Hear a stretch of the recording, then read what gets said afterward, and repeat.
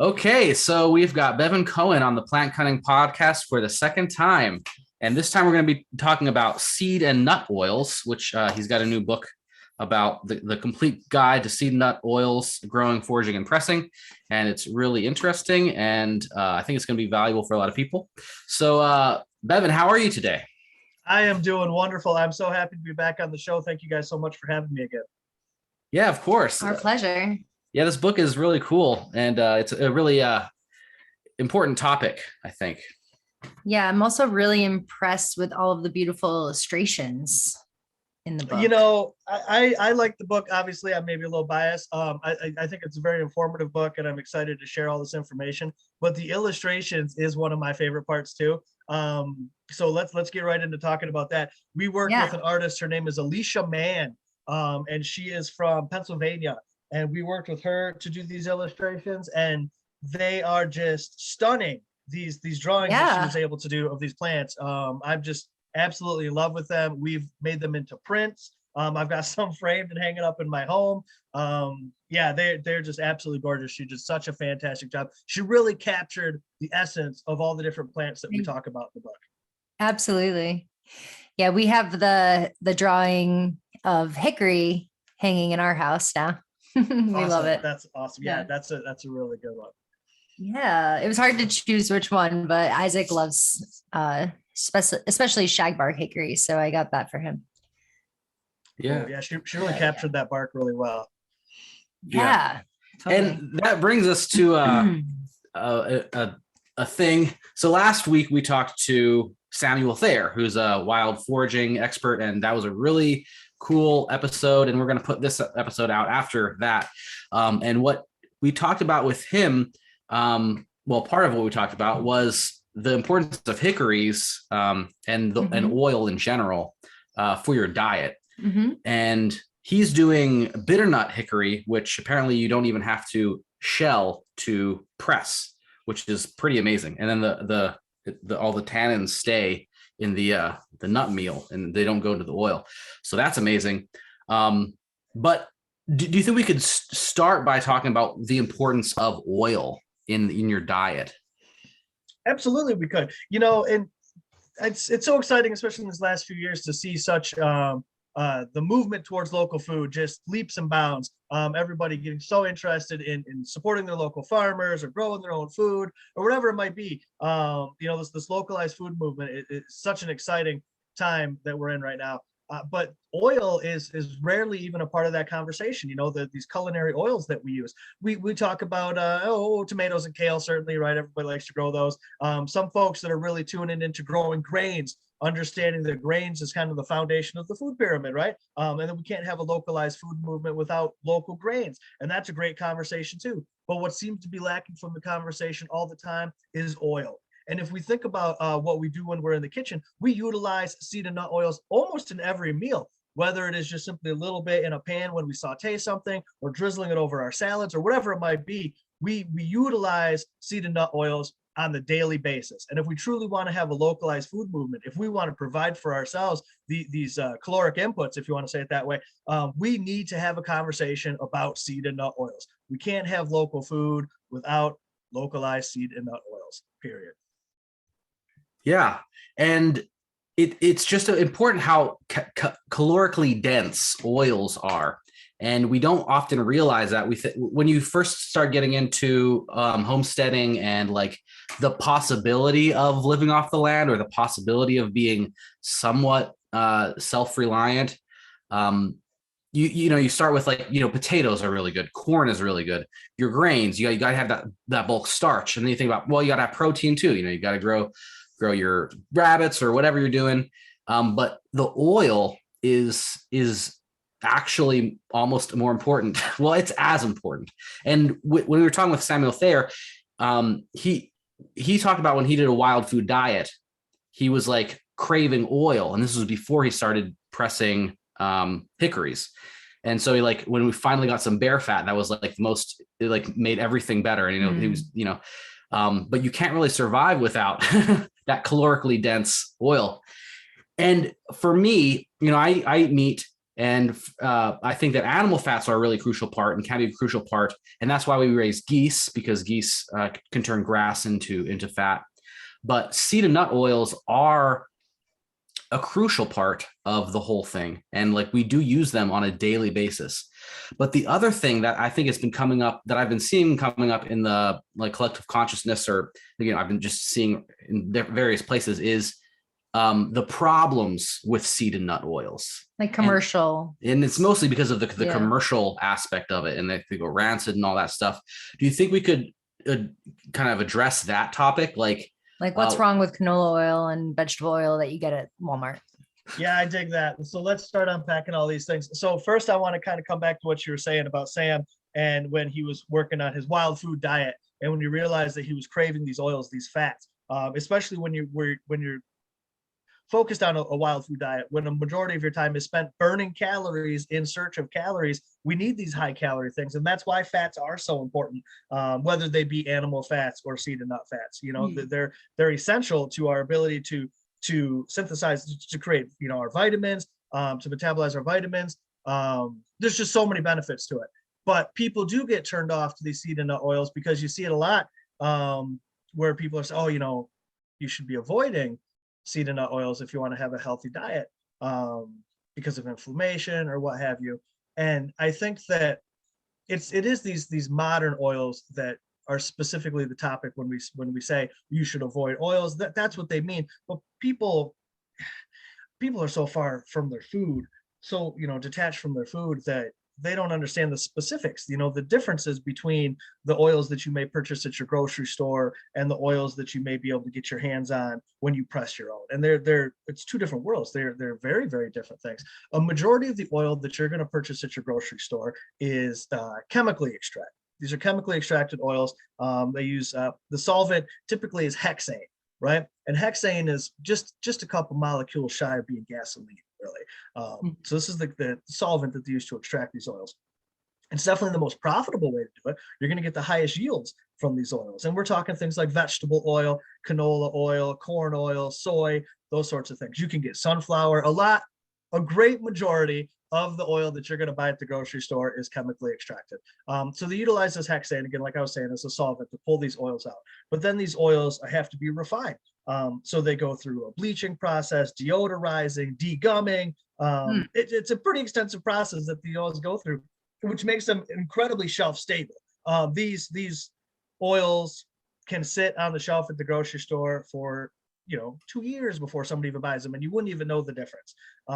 But they lack nutrition, they lack flavor, they lack aroma. You could take a chemically extracted sunflower oil, let's say, and put it next to a mechanically extracted oil, which we'll talk about what I mean by that here in a second, I guess. A mechanically extracted oil, like the sunflower oil we press here at Small House Farm. And you can put these two different oils next to each other and immediately identify the differences. Okay. Chemically extracted oil, very pale, whereas mechanically extracted oil is golden. It smells like sunflowers. It's delicious. The stuff from the grocery store is pale, odorless, flavorless. It'll certainly sit on the shelf, but I think that that's really the only benefit to it. So when health food folks start talking about how oil may not be a healthy part of our diet, it's these commercially extracted, solvent extracted, refined oils is what they're speaking of, which are not something that I would want to consume as well. Once you understand the process of how they're made, that does not sound like just 2 steps from the garden as far as I'm concerned. Yeah. And just like think about like canola oil too, apparently that is a very recent addition to our diets, like was it the 70s or so when they started using it? Sure. Well, canola isn't a plant. That's important to note, right? Canola stands for Canadian oil low acid. It's actually a rapeseed is that it comes from, which is a member of the Brassica family. And people have been pressing pressing oil from Brassica seeds for a very, very long time, actually. But canola, rapeseed in and of itself, not so much. The acid content made the oil and the seed cake from the process not palatable, not something that humans should consume. So this newly developed rapeseed that they call canola now, that they press for oil, is a very new thing from the 70s. A lot of it's been genetically modified for mass industrial agriculture. It checks a lot of boxes red flags, if you will, for things that you might want to avoid. But I think that they're easy to avoid if we just realize how simple it could be to press our own oils right at home anyways. Mhm. Yeah. So what is the difference between like a mechanically pressed and you mentioned how chemically pressed oils or chemically extracted oils works, but is mechanically pressed the same as cold press? Well, in a way, yes. So mechanically extracted, we could take any historical reference to oil extraction, and it's going to be a mechanical pressing. We could even look at how they used to press olive oil, even in biblical times when they describe how the oil was pressed back then. And what we're using here is just simply pressure, right? To squeeze the various seeds or nuts to get the oil out of them, utilizing simply pressure. We've upgraded that technology. Obviously, we're not all just using a stone wheel anymore to do that.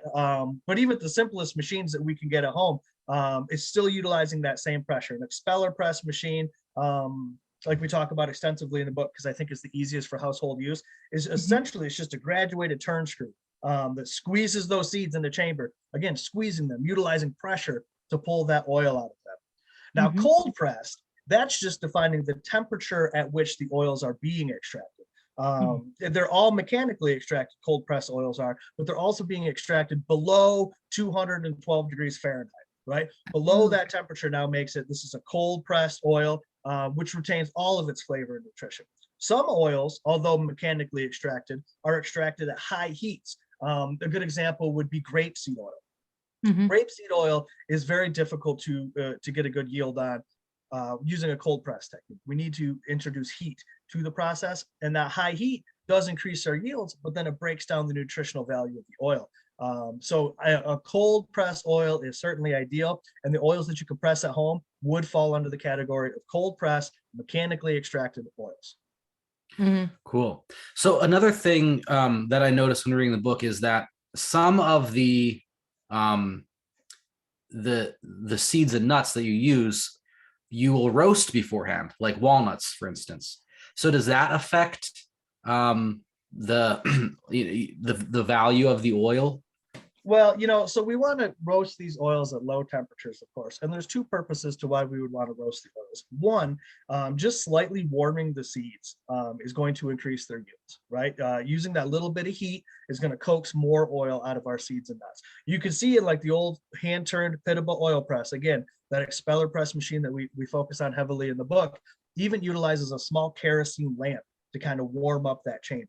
It's still below the cold pressed temperature threshold, but it's just enough warmth to kind of coax more oil and to increase those yields. The second reason that we might want to consider roasting our seeds and nuts is for the flavor profile, right? Not necessarily for any other reason than to just make it more delicious. If you think about, say, sesame oil, you'll see two distinctly different sesame oils in the grocery store. There's a blonde, yellow colored sesame oil that's great for saute and stir fry. And then there's that dark sesame oil that we use kind of more as a flavoring to sprinkle on our foods after they're prepared. That dark sesame oil is toasted. You toast the sesame seeds and you get a much darker, smokier, more umami flavor in your oil. So when I recommend pressing or toasting your walnuts, your pumpkin seeds, things like that, a lot of that is just to enhance the flavor of the final product. Cool. So I think that will probably inspire people through this conversation to actually start making their own oils or to source oils locally. But if you do have to buy oils from a store, like from the grocery store, do you have a recommendation on what type of oil might be the healthiest versus like olive or coconut or grapeseed or avocado? Like, is there, a direction that you can point people for now until they start making their own oils? Absolutely. I'm not gonna call out any particular seed or nut oil to say it's healthier than others, but I'm gonna talk about the way that they're made.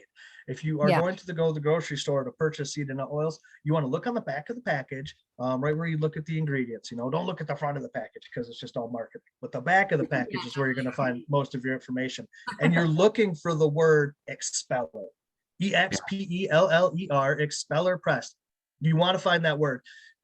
Companies that are taking the time to expeller press, mechanically extract their oils, they're getting lower yields. And they're doing it because they believe in the quality of the product, right? It's not as profitable. Sometimes expeller pressed oils cost a little bit more at the grocery, and that's okay. So these companies believe in the quality of that product, and they're going to take the time to make sure that you know that their oil is higher quality by telling you how it's made. So you want to find that word expeller. If it doesn't Okay. say expeller pressed on it, it's likely chemically extracted and not necessarily what you might want at your home. Yeah, that makes a lot of sense. So that expeller press is what most homesteaders, most people at home making their own oil would use. So do you have recommendations as to like how much does it cost for an oil press? Like how much can you make?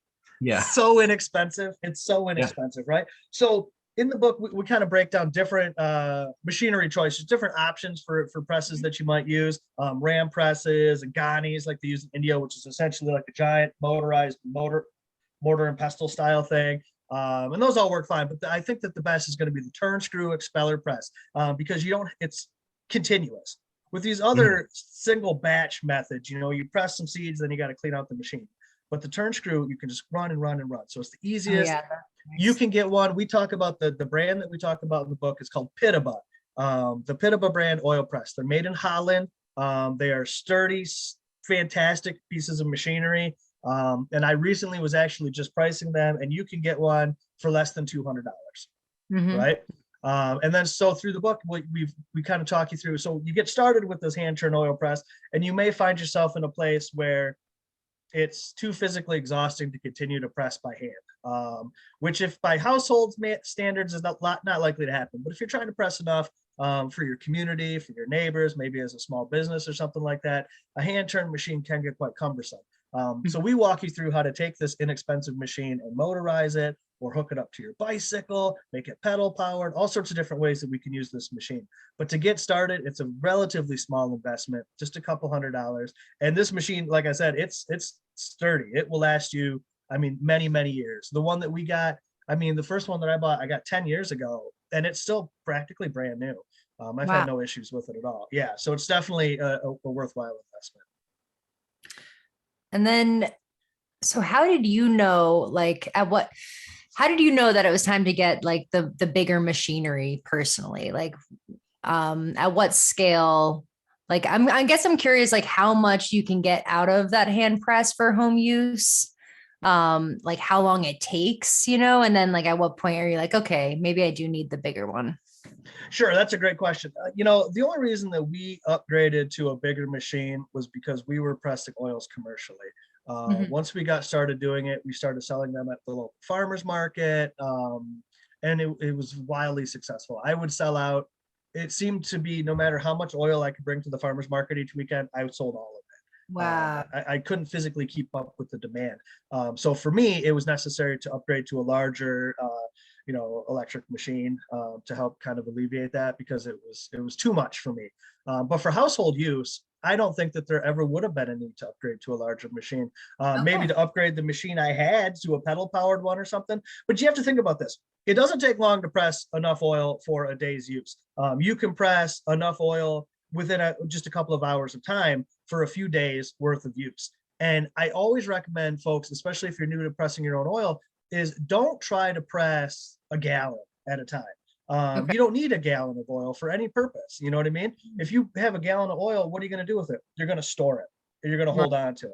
And now what's the benefit of that? If we're trying to enjoy freshly pressed oils, let's press it fresh. You can press enough to get you through the week, and then maybe, run it once a week. I got a couple of kids now here at the farm, so I just put them on the bicycle and you dangle a carrot in front of them and off they go, right? Yeah. Well, that's so cool. That's an important consideration too, is like the oxidization. If you want to keep your materials as whole as possible, as long as possible, right? So like your walnuts, you want to keep them in their shells until you're ready to extract them. Exactly right. Exactly right. So everything is in small batches. And that's the beauty of doing it at home, is you get to control that quality right down to the nth degree, so you keep those seeds whole until you want to crack them and shell them, and then you crack them and shell them, and then you press only what you're going to need. So you ultimately always have the freshest oil available. And once you spoil yourself by having the freshest oil ever made, you will never be able to go back to a Oh my Bevin at the grocery gosh. store. There's no difference. Just like a homegrown tomato is 1,000 Yeah. times better than anything at the grocery store, the same is said for home pressed oils. Mm. Yeah. And then can you talk a little bit about like the volume? Like say, for example, sunflower seed. If I wanted to make like a cup of sunflower seed oil for the week or whatever, about how many pounds of sunflowers would you need?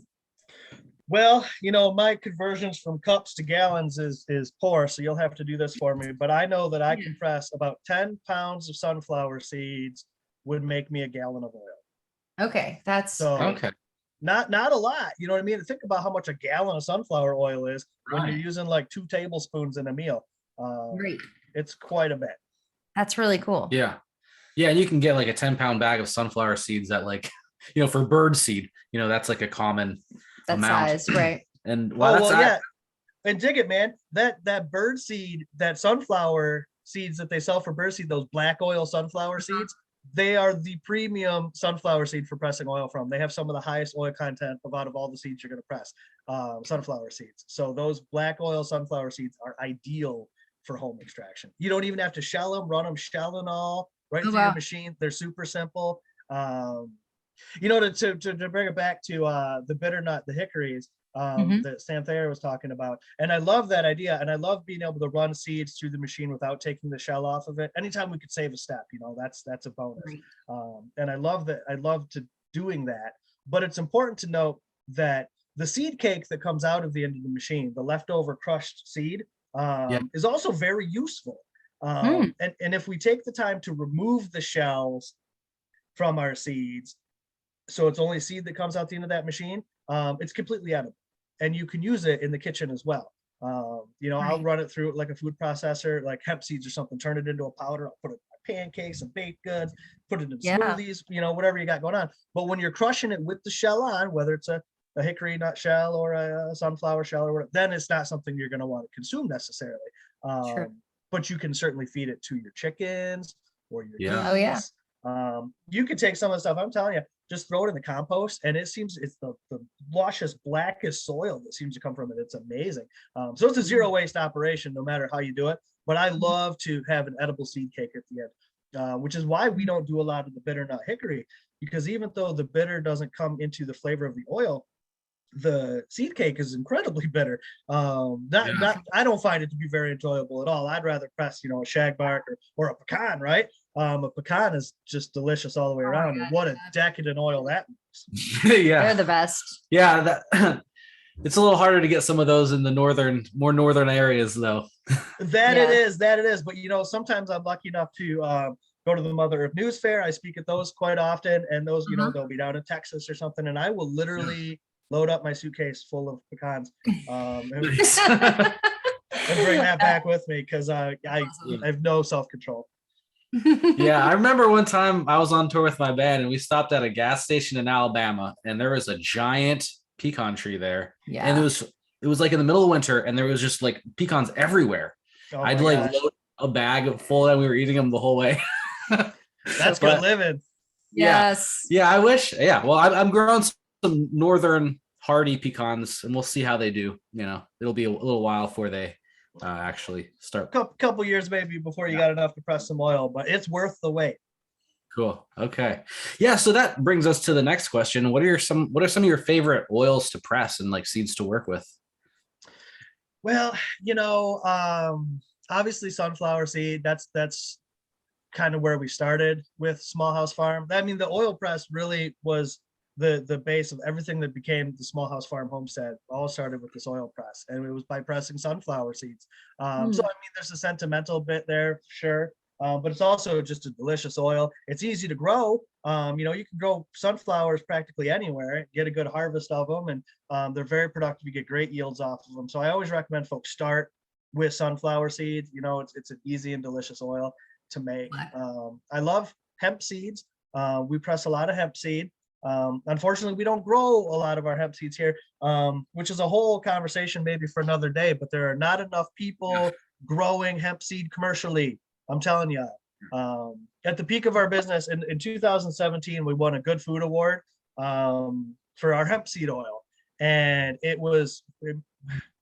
to say we were busy after that would be an understatement. It was out of control, the amount of oil that we had to press. And we have been buying hemp seeds actually from a Canadian farmer, which is practically our neighbor here in Michigan. But at the peak of our commercial business, we've tried to scale down because I prefer to spend more time at home. We are bringing in like 1,800 pounds of hemp seed every year to press for oil. Wow. That's a lot. Yeah, that's a lot. It was a little out of control. But the oil itself, there is nothing better than freshly pressed hemp seed oil. It is just delicious. It's nutty and green. It's so good for you, so that's a winner for sure. But lately, I've really been into pumpkin seeds. Okay.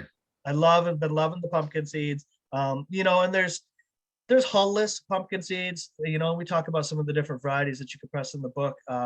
Seeds that have been developed to have no shell on them, which make a really nice oil. But in my experience, most of the hull-less seeded pumpkins that I've worked with, the pumpkins themselves are bland and boring and don't have a lot of flavor, and that bums me out because I have limited space here, and pumpkins take a lot of space to grow. So I would like to get something that I can enjoy the pumpkin and get a good seed oil from, kind of, stack my functions, I suppose. And what's really been turning me on is butternut squash, which is actually a different species, right? But butternut squash are delicious. They store well. It's one of my preferred squashes to grow, and they're high yielding oils, and the oil is high quality as well. So really the butternut squash, that's what's been getting me excited lately.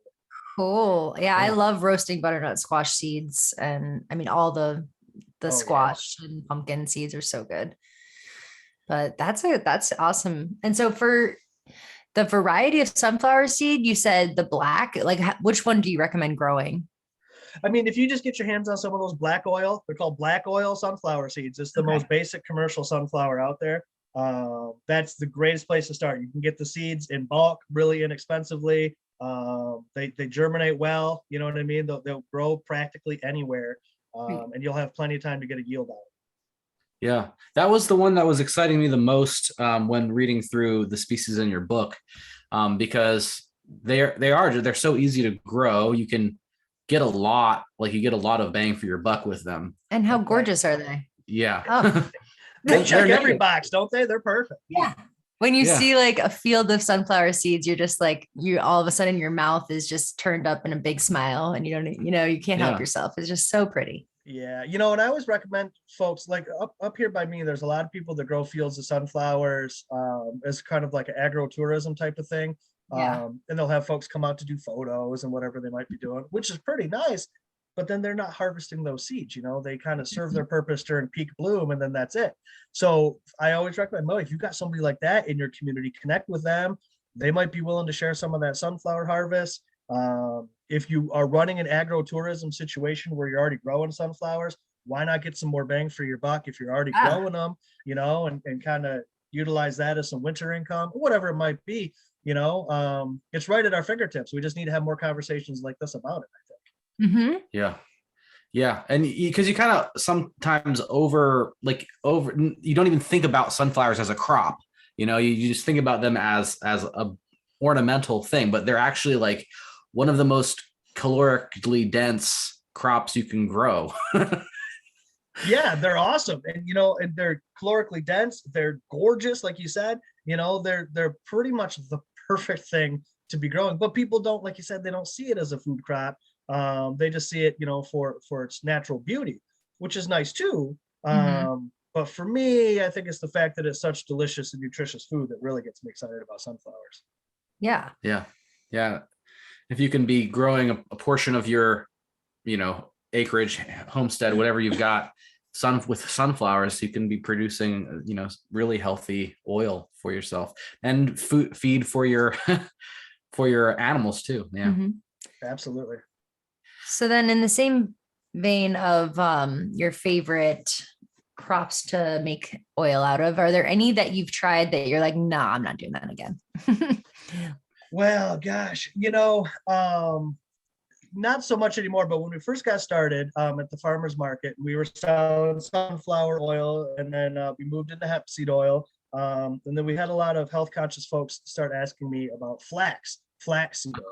Yeah. which we did press. We got some, and I mean, flax grows pretty easily. We were able to secure some flax seeds and press those. But a flax seed is very, very hard. It's a very hard little seed. And when I was running my oil press by hand, it was very difficult Okay. to really to crush those seeds well. I found it to be quite challenging.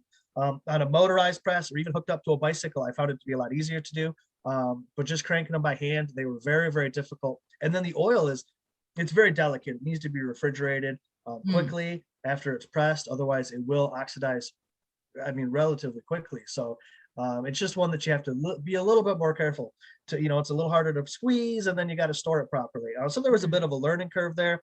It doesn't affect us now as much now that we've upgraded our press. But as somebody that may be new to pressing oil with a hand turn press, you're going to come across a few seeds like flax that are really going to make you earn the oil for sure.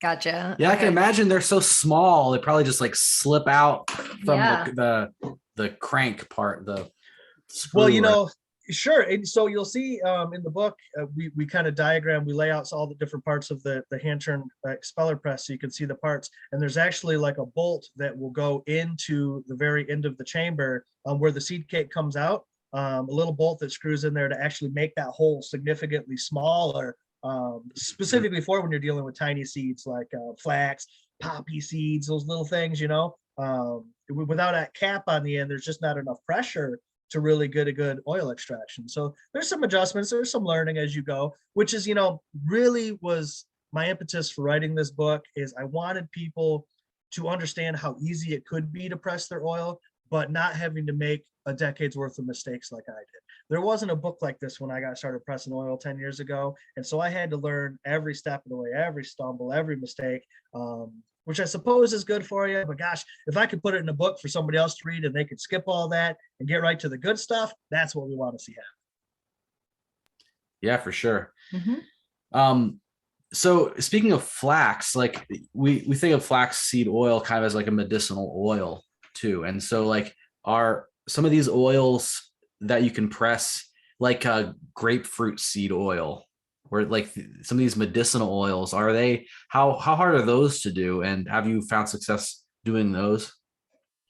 We have with some, and that became a thing with the flaxseed oil actually is, because here at Small House, we also offer a number of herbal wellness products, right? That we craft from oils that we press and herbs that we grow and that sort of thing.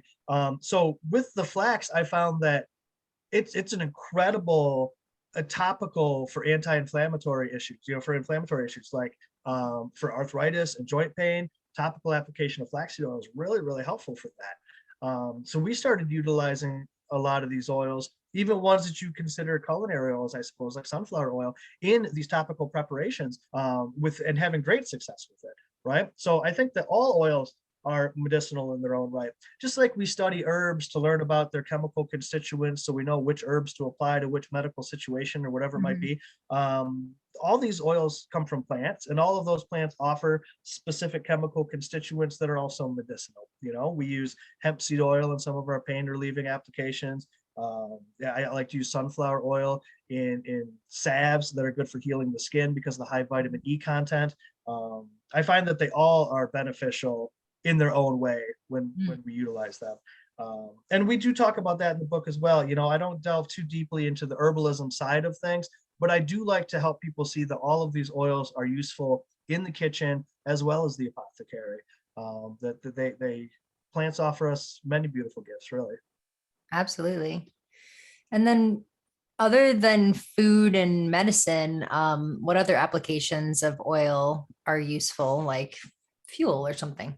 Well, sure. And that's a big thing is biofuel. In sunflower seeds, there's a big movement right now turning sunflower seeds and corn into biofuels.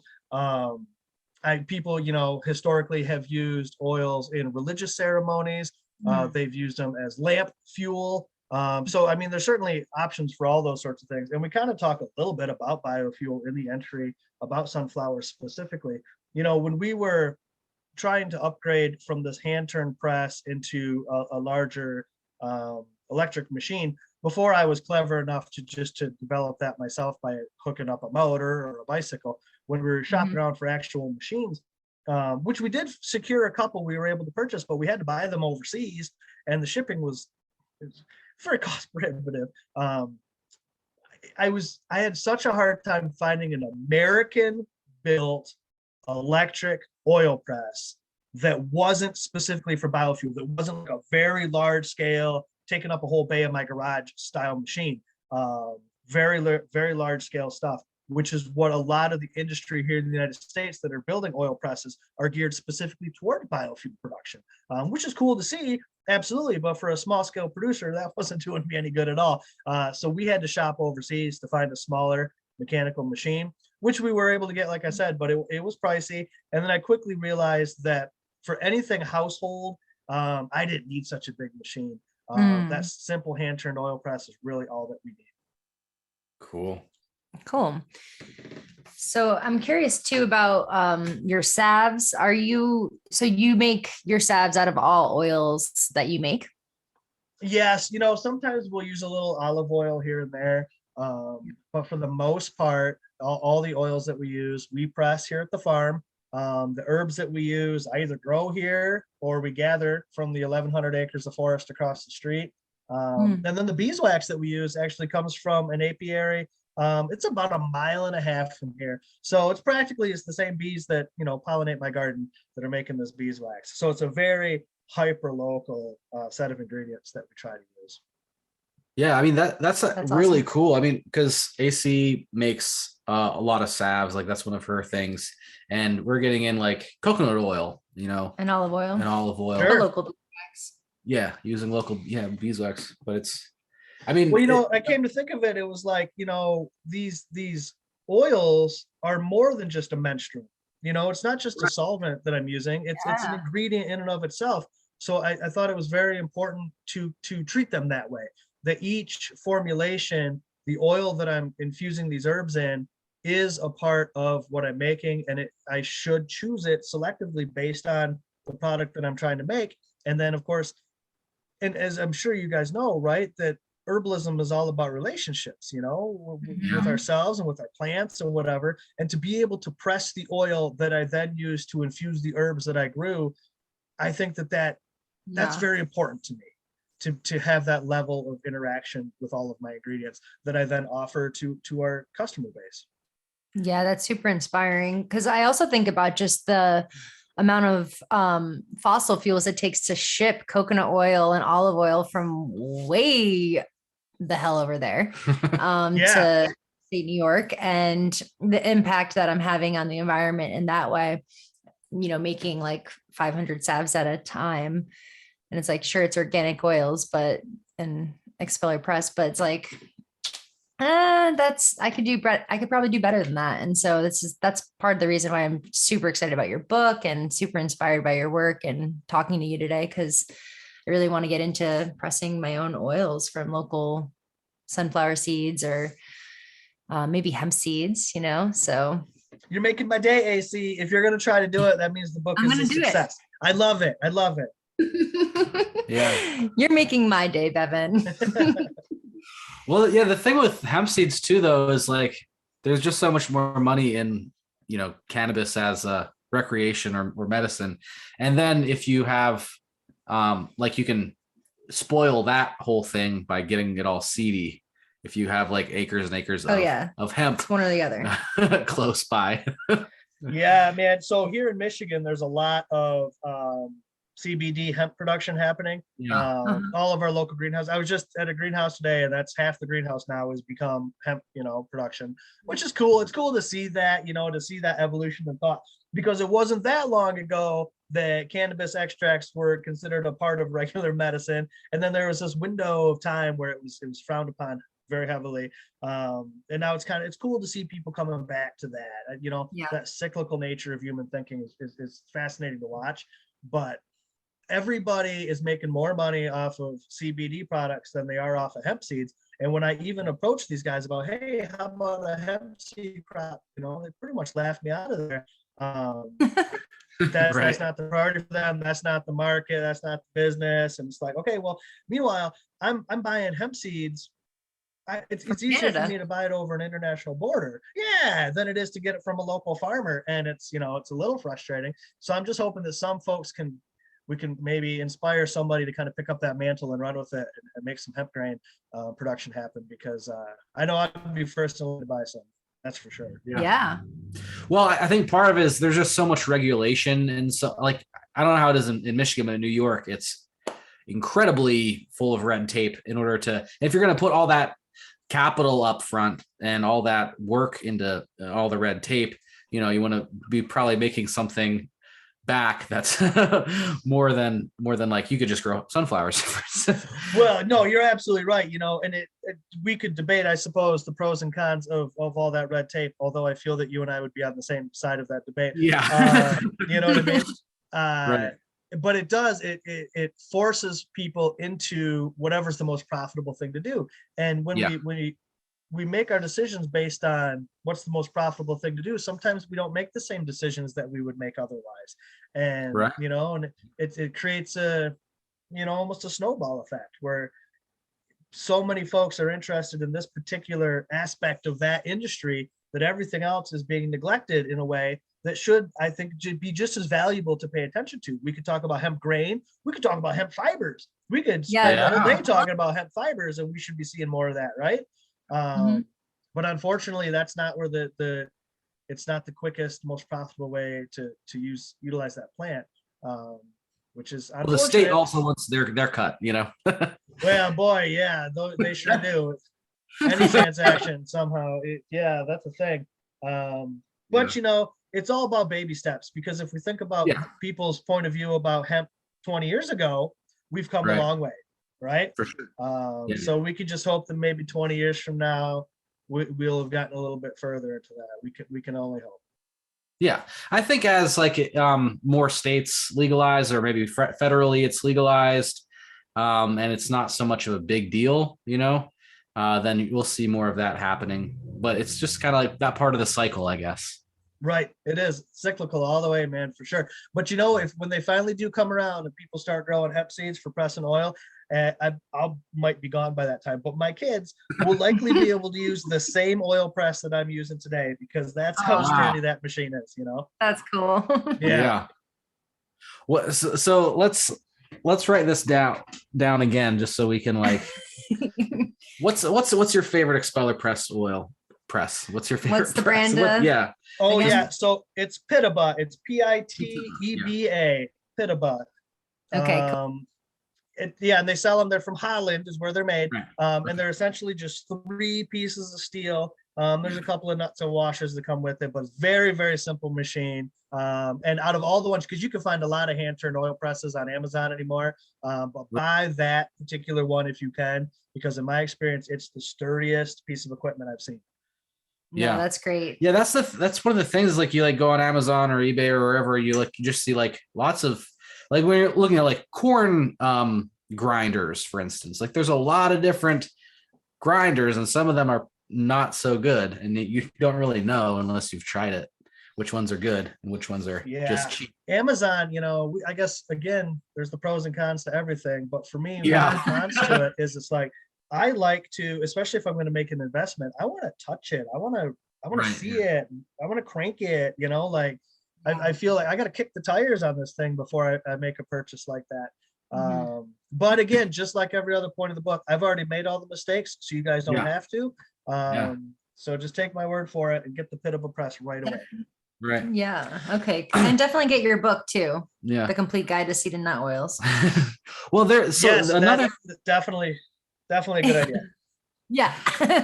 so another thing that I think is important to talk about before we start wrapping up is how long these seed and nut oils last, because that's one of the reasons that commercial oils are so bad, is that they they do all these chemical extractions and de-resining and everything, degumming, to make it shelf-stable for years and years. But then that makes it a terrible product. So when you have your own machine, you can press it every couple of days, like once a week or something like that. You're not worried about storing it. But how do you take care of these oils so they don't go rancid? And like, Sure. So, and that is really the trade-off with commercial oils, isn't it? Now, in the book, we'll go through for each particular seed and nut oil. Every species has different requirements, how long they should be stored or where they should be stored. And we get in detail about that. But to make it really simple is you want to store them in a cool, dark location, right? If you could put them in opaque glass, if you have something like that, is ideal. Put them in the cupboard, put them somewhere dark. I like to keep my oils the same place where I store like our canned tomatoes and that sort of thing. It's in a nice, cool, dark place. You'll find people put their cooking oil always like right above the stove in that cupboard because it's super convenient. That is literally the hottest part of the whole kitchen. Right. You know what I mean? So Yeah. it's the worst possible place to store your oil. So, I mean, you're convenient, sure, but boy, your oil's not going to last you very long. So keep it cool, keep it dark. Some oils I recommend refrigerating. So ones that come to mind, we talked about flaxseed oil is definitely one that I would refrigerate. I'll typically refrigerate my hemp seed oil. And again, I give the specific examples in the book, but refrigerated oil will last sometimes 2 to 3 times as long as oil will when left at room temperature. So when in doubt, you can always refrigerate your oils. Any oil can be put in the refrigerator. It's not going to hurt it by any means. So if you're unsure how to store your oil, you can always keep it in the refrigerator. Sometimes they'll get a little cloudy. They'll thicken up a little bit from those cooler temperatures. That's totally fine. That's just kind of the fat solidifying a little bit. You could take the oil right out of the fridge as it comes up to room temperature. It'll clarify again. It'll be perfectly fine to use. But yeah, cool and dark, just like we like to store our seeds, cool and dark. And they'll last, for the most part, every oil that you're ever going to work with will last for at least 6 months, sometimes up to a year. Refrigerated could be even longer than that. But knowing that 6 months checkpoint right there, we know that if we continue to press our oils fresh every few weeks, we'll never hit that 6-month window anyways. So our oils should always be good to go. And would you know when an oil is gone rancid by the smell? Oh yeah, you'll know right away by the smell and the taste. But interestingly enough, although it may taste awful, it may give you a little bit of a tummy ache if you consumed a lot of it for some reason. It's really not going to make you sick. It's not going to kill you. You know what I mean? It may just be an awful experience. And they say that potential long-term consumption of rancid oils, creates bodily inflammation that could be long-term detrimental to your health. But I don't think that anybody's going to actually consume rancid oils over the long term because they just taste so bad that I think that, those flavors, they trigger that part of your brain to know that you shouldn't eat this, I think. Yeah. You have the good old smell test. Right. It's very important. Absolutely. It works. Yeah. So the point is to get into a habit of doing it, regularly, pressing your oils, and, you keep your seeds whole and you press them every couple of weeks, and you're always consuming fresh oil, that you've made. And that seems like a really good habit to set up. Yeah. I think it's fun. I was just talking to my wife the other day about how much I enjoy the process of preparing a meal. It gets very elaborate. Like you could spend, the kids will eat a whole dinner in 20 minutes, no matter how long it takes me to prepare it, right? It doesn't matter. They usually eat it far quicker than I cook it. But that process it's so nice to it's almost zen, I guess, right? To smell the flavors and see the colors, to really be a part of the process of creating your meals. To me, it's the same thing as creating my ingredients, being out in the garden and the process of growing these foods, or the process of squeezing these seeds to get them to release their oils. There's just something special about that I think it's easy for it to become a habit. Once you do it a few times, it's so easy to say, oh, I want to keep doing that, these oils are just so good. You start to look forward to it, like, oh, I can't wait to get out there and press some more walnuts, because you just know how good it's going to be when it happens. And that's the fun. That's the most fun part about life, right? People can go to work and commute and sit in traffic or whatever they like to do, but I'd rather just stay home and press some seed and nut oils. Yeah. You're connected into the cycle instead of alienated from it. Absolutely. That's magical. Yeah. Walnut oil sounds really good. Is it kind of sweet? Like it is kind of sweet. It's in the same plant family as hickory and pecans and stuff. And it does have a nice sweetness. It's very oily, not too, so you can get really good yields out of it. I think I prefer probably the English walnut. which is the most common. If you were to buy walnut oil, or if you buy walnuts at the grocery, that's what you're going to get, is those English walnuts. They're very good. But here in Michigan, we have black walnuts, which are a little more difficult to work with.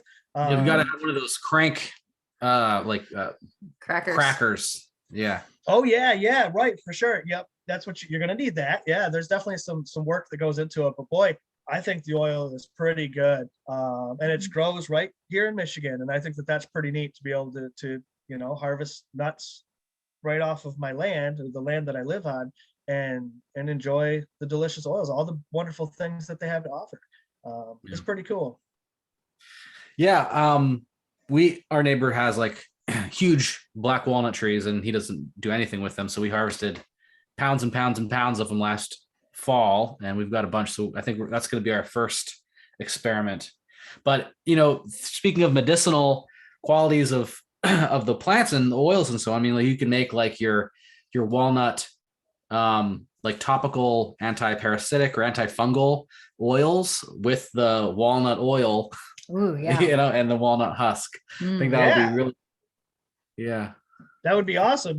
So what I found that works really well for me for getting the walnut husk off, the black walnut husk, is a corn sheller. That's a hand cranked corn shelling machine. Seems to work pretty well for peeling that husk off of the walnuts. But it's a chore. I mean, but I don't know. To me, I use the word chore kind of loosely. It's work, I guess. You're going to have to sit down and actually do it, but it's not that bad. There's a far more difficult jobs in the world that we could be doing, that it's not bad. And when the reward at the end is going to be just so delicious, I think it's always worth it. Yeah. We used a drill with like a cement mixer. Sure. A bucket of water. Yeah. So my friend Jason Rosenberg, who's like a naturalist and really into, he's like a tree guy. He freezes them, or he'll let them sit out on his porch in February, and then he'll hit them with a hammer. And then when it's frozen, like they just kind of break in half or in quarters or whatever. And then you don't get your fingers all stained and stuff too, which is actually part of the process. Yeah. And I like that part, but having black walnut. That's a good technique. That's pretty awesome. That certainly does work. I use actually that same technique for beeswax. We get our beeswax in just like big clumps from the guy. Right. So I'll freeze it and bash it with a hammer. It helps me break it down into smaller pieces. Oh, that's a great idea. Usually I just have my commercial beeswax machine, which is Isaac. I hammer and chisel. Yeah, hammer and chisel. Well, and that's how we did it for years, hammer and chisel or whatever. That's so smart. Yeah, I learned that from an elderly lady at an event that I was teaching at one time. She was schooling me on all the old-fashioned tricks.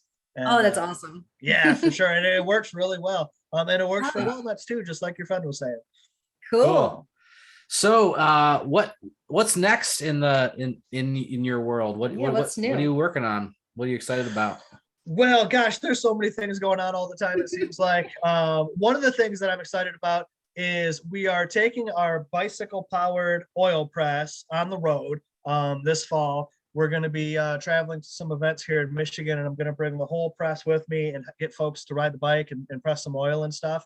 So I'm really excited to kind of take that out and show it off to folks. I think that might help people see how fun and easy oil pressing might be. I might be able to get some converts that way. I'm pretty excited about that. But aside from that, right now it's already full force harvest season. It seems like all the spring things are happening right now. So like I mentioned right before I came here to chat with you guys, I was up to my elbows in stinging nettles, because it's like you gotta strike while the iron's hot. So Mother Nature's in peak form right now, so we just get to enjoy all of that. We were sick and missed our hawthorn flowers. Oh my god, I felt so sad. You don't get a lot of time with some of these things, That coincided exactly with when we were in bed, so that's a bummer for sure. But you just gotta strike while the iron's hot, as you said. Better luck with the berries maybe this fall. The not as much of a time constraint with them. Well, this has been a great conversation. I'm really excited to get a pitaba and get on these black walnuts. Mm-hmm. And awesome. I've started some sunflowers, did a row of sunflowers. So we're gonna see about those. Mhm. And yeah, we'll see how it goes. But yeah, thanks for writing this book. Yeah, it's I think awesome. it's a crucial part of the whole You know, thing. I appreciate that so much, and I really appreciate you guys having me on the show to talk about it. It's always so much fun hanging out with you guys, so I'm really thankful for that opportunity. Yeah, same. Thanks, Bevin, and enjoy the rest of the day and season. Cheers.